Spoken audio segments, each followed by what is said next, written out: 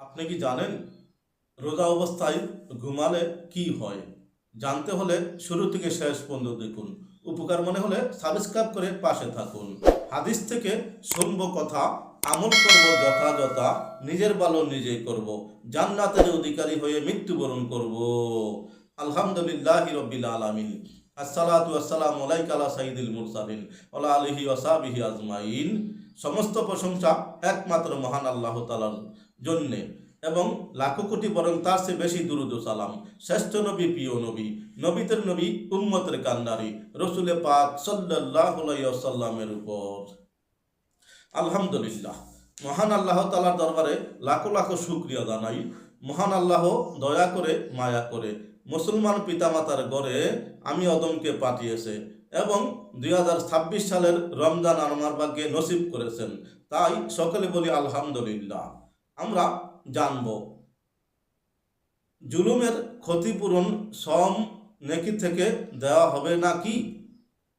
হযরত আইয়ুব ইবনু হিব্বান আল ওয়াসিতি রাদিয়াল্লাহু আনহু হতে বর্ণিত, তিনি বলেন, আমি এক ব্যক্তিকে সুফিয়ান ইবনু উবাইনাহ রাদিয়াল্লাহু আনহুকে জিজ্ঞেস করতে শুনেছি এবং সে বলল, আমি আবু মুহাম্মদ বনি করিম নবী করিম সাল্লাল্লাহু আলাইহি সাল্লাম এর প্রতিপালকের সনদে যা বর্ণনা করেছেন, আদম সন্তানের সওম ব্যতীত সকল আমল তার জন্য, কারণ একটি আমার জন্য এবং আমি আর প্রতিদান দেব। ইবনু ওয়াইনা রাদিয়াল্লাহু আনহু বলেন, এটি সর্বোত্তম এবং প্রজ্ঞাময় হাদিসগুলির একটি। কিয়ামতের দিন যখন আল্লাহ বান্দার হিসেব নেবেন, তখন তাকে সমস্ত আমলের সওয়াব থেকে জুলুমের ক্ষতিপূরণ দিতে হবে।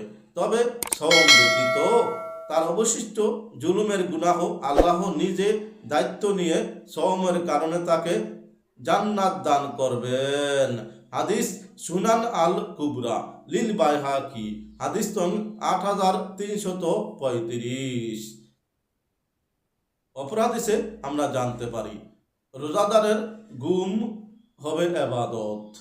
হযরত আব্দুল্লাহ ইবনু আবি আওফা রাদিয়াল্লাহু আনহু থেকে বর্ণিত, তিনি বলেন, রাসূলুল্লাহ সাল্লাল্লাহু আলাইহি ওয়াসাল্লাম বলেছেন, রোজাদারের গুম হলো ইবাদত, তার নীরবতা অবলম্বন হলো তাসবিহ, তার আমলের সওয়াব বহুগুণ বেশি, তার দোয়া কবুলযোগ্য এবং তার গুনাহ ক্ষমাযোগ্য। হাদিস শুআবুল ঈমান, হাদিস নং 3652।